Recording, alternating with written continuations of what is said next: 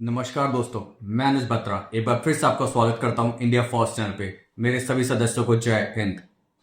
आज हम जिस टॉपिक पे बात करने वाले हैं, अगर आपने देखा हुआ तो कितने ही सारे आर्टिकल्स आए हुए हैं जहां पे कह रहे हैं कि यूएस ने अलाउड किया है इंडिया को सिर्फ 1 महीने के लिए रशिया से क्रूड ऑयल खरीदने के लिए। ये एक ऐसा टॉपिक है जिसके बारे में अगर आप डेटा देखते हो, समझते हो, तो आपको समझ में आएगा कि यूएस कितना झूठ बोल रहा है। और इसके साथ साथ अगर आपको आप डेटा नहीं देखते या डेटा नहीं समझते, तो आपको यह भी समझ में आएगा कि आप अपने देश की गवर्नमेंट या अपने देश के अगेंस्ट बोलना शुरू कर सकते हो सिर्फ और सिर्फ झूठ में फंस करके। अगर आप इस वीडियो में सिर्फ 5 मिनट तक रोके रहते हो तो मैं आपको बता दूंगा कि फैक्ट्स के साथ कि यूएस ने किस तरीके से झूठ बोला है। तो टाइम बिना वेस्ट किए हुए मैं आपको फैक्ट्स की तरफ लेके जाता हूं। आर्टिकल्स तो आपने देखे ही होंगे दर्जनों। आज हम फैक्ट्स पे बात करेंगे। पहली बात, सबका ये कहना है कि जब से ट्रेड डील हुई है उसके बाद से इंडिया ने यूएस से ऑयल लेना कम कर दिया है। हाँ, ये सच है, लेकिन ये एक आधा सच है, या फिर ये वो साइड है जो आपको दिखाई जा रही है, आप देख रहे हो, लेकिन सच इससे बिल्कुल अलग है। आप इससे पहले मैं आपसे एक छोटा सा क्वेश्चन पूछूंगा। आप कमेंट बॉक्स में बताइएगा कि आपके लिए इंडिया से क्या मतलब है। इंडिया से मतलब इंडियन गवर्नमेंट कंपनियों से है या फिर इंडिया की प्राइवेट कंपनियों से। चलिए देखते हैं। ये एक फिगर है जिसके अंदर आप देखते हो, ये मैंने कंट्री लिखी है। इंडिया किस किस कंट्री से ऑयल बाय कर रहा है? रशिया से, इराक से, सऊदी अरेबिया से, यूएई से और यूएस से। कितना तेल बाय कर रहा है, और इसके अंदर मैंने 2 फैक्टर्स डाले हैं। पहला फैक्टर 2024 यानी कि मिड 2025, जहां पे इंडिया पीक पे था रशिया से अपना इंडियन ऑयल बाय करने में। उस टाइम में कितना इंडियन ऑयल बाय किया जा रहा था?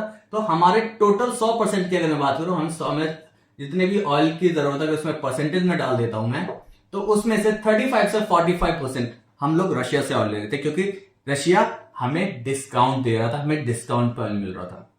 उसके बाद हम ये ऑयल इराक से ले रहे थे 16 to 18%। उसके बाद उससे नेक्स्ट नंबर पे है सऊदी अरब, जहां से हम 12 to 14% ऑयल ले रहे हैं। यूएई 9 to 10% और यूएस 4 to 5%। जब क्या कहते हैं रशिया से हम ऑयल कर रहे थे पीक पे। अभी क्या है? ये ऑलमोस्ट जनवरी के आसपास का डेटा है, जन 2026। यहां पे अगर आप देखते हो तो अभी हम रशिया से 20 to 25% ऑयल ले रहे हैं। यानी यस, जो आपको सच दिखाया जा रहा है वो यही सच है कि हमने करीब करीब कह सकते हो कि 10 से 15% का डिक्रीज किया है ऑयल बाय करने में। यहां पे हमने 2 से 3% का इंक्रीज किया है, यहां पे भी 2 से 3% का इंक्रीज है। यूएई के साथ 2 से 3% का इंक्रीज है, या 1 से 2% कह सकते हो आप। यहां पे 1 से 2% का इंक्रीज है यूएस के साथ, जो कि इसकी भरपाई कर रहा है। अब मैं उस फैक्ट की तरफ लेके जाता हूं जो एक्चुअल में सच है। यहां पे देखिए, रशियन ऑयल का मैंने एक फिगर बनाया है जिसमें यह दिखा रहा हूं कि आपको कौन सी कंपनी कितना ऑयल ले रही है। इसलिए मैंने आपसे एक क्वेश्चन पूछा था कि आपके हिसाब से इंडिया को रिप्रेजेंट कौन कर रहा है? इंडिया की गवर्नमेंट कंपनीज या इंडिया की private companies? Indian oil government company. ये जो डेटा है ये बैरल में है पर डे, 500 to 570 के। यहां पे के इसका मतलब होता है 1000। हम अगर जब इंटरनेशनल लैंग्वेज में बात करते हैं तो 1000 को केज में लिखते हैं। ओके, ये है आपका वही 2024 के आसपास का डेटा, और ये है जनवरी 26 का डेटा। इंडियन ऑयल 392 to 470 के, नायरा एनर्जी 398 to 408 के, बीपीसीएल 190 के लगभग, दैट इज अप्रॉक्स, क्योंकि कोई भी फिगर्स अप्रॉक्स में आती है। इंडियन ऑयल अभी कितना कर रही है? 598 के अराउंड, जो कि इंक्रीज है। इंक्रीज भी छोटा मोटा नहीं है, काफी हैवी इंक्रीज है। अगर आप देखते हो तो करीब करीब 150 के यहां पे देखो नायरा एनर्जी, यहां पे देखो तो लगभग ऑलमोस्ट सेम है, या कह सकते हो कि स्लाइटली इंक्रीज है।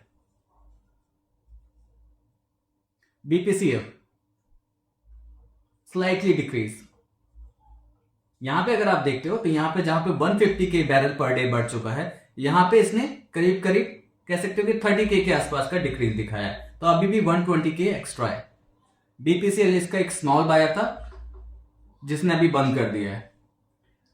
आप ये कहते हो कि यार ये बात आपको समझनी पड़ेगी, ये भी रिफाइनरी पर डिपेंड करता है, क्योंकि हर एक रिफाइनरी के अंदर की कैपेसिटी या मशीनरीज अलग होती है। अगर आप कहते हो कि यूएस का ऑयल क्या कहते हैं रशियन रिफाइनरीज में रिफाइन हो सकता है, तो नहीं हो सकता है। इसी तरीके से रशियन रिफाइनरीज का जो ऑयल है वो यूएस वाली रिफाइनरीज में नहीं हो सकता। तो ये भी एक बड़ा इंपैक्ट है कि यहाँ पे गवर्नमेंट कंपनी शायद इसकी रिफाइनरीज उतनी कैपेबल नहीं होगी, इसलिए कम तेल खरीदते थे, जो कि रोका जा चुका है। अब आप कहोगे कि यार आप कह रहे हो कि यहां तो इंक्रीज हो रहा है और हमें बताया जा रहा है कि डिक्रीज हो रहा है।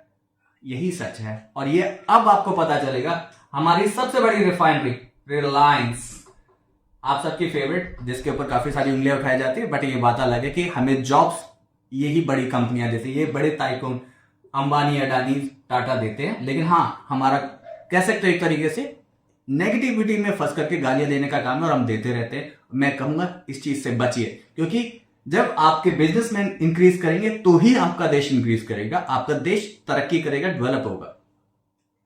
इससे पहले करता था 500 to 570 के सबसे बड़ा कह सकते हो कि बायर था, जिसने अपनी बाइंग को कर दिया है 0।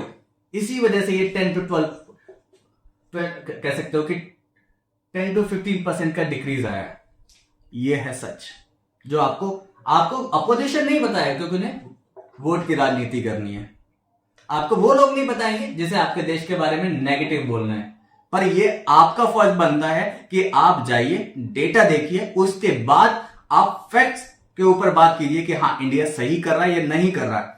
अगर आप अपने एरिया का, अपने देश का नेता सोच समझ के बिना फैक्ट्स चेक किए अगर आप जज करते हो या वोट देते हो, तो अपने देश की तरक्की और अपने देश को नीचे जाने पर जिम्मेदार आप हो, कोई और नहीं।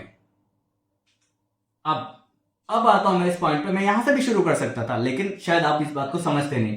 यूएस कभी भी हमारी फॉरेन पॉलिसी को डिसाइड नहीं कर सकता। इंडिया उन कंट्रीज में नहीं है जिसमें यूएस का कंट्रोल हो, कोई नहीं। इसका मैं एक रिसेंट एग्जांपल देता हूं, आपको स्क्रीन पे भी दिख जाएगा कि अभी जो ये एक बोला जा रहा था कि यूएस को इंडिया ने अलाउ कर दिया है, क्या कहते हैं, अभी जो आईआरएस डैना को हिट किया है सबमरीन से यूएस ने, DINI, वो हमने अलाउड नहीं किया था। अभी रिसेंट न्यूज आई है जिसमें ईरान ने इंडिया को थैंक यू बोला है कि आपने हमारी एक वॉरशिप को अपने यहां पे स्थान दिया है, यहां पे रुकने की जगह दी है, जिससे कि हमारी वॉरशिप को नुकसान ना हो। और उसे पता है यूएस आकर के हिट नहीं कर सकता। क्यों? कि India is the garden of Hind महासागर। दूसरी बात, India is ignoring the current statement. यार आपसे एक छोटी सी बात मैं पूछता हूं, अगर आपकी गली में कोई रोज आकर के बोले हाँ इसके घर को तो मैं चलाता हूं, इसके घर के तो मैं चलाता हूं, 2 बार जवाब देने के बाद आप क्या करोगे? इग्नोर करना पसंद करोगे ना। ये तो है नहीं कि आए दिन उठाओगे पत्थर और उसको मारोगे, आए दिन डंडा उठाओगे और उसको मारोगे। अरे यार उसकी आदत है बोलने की, छोड़ दो ना।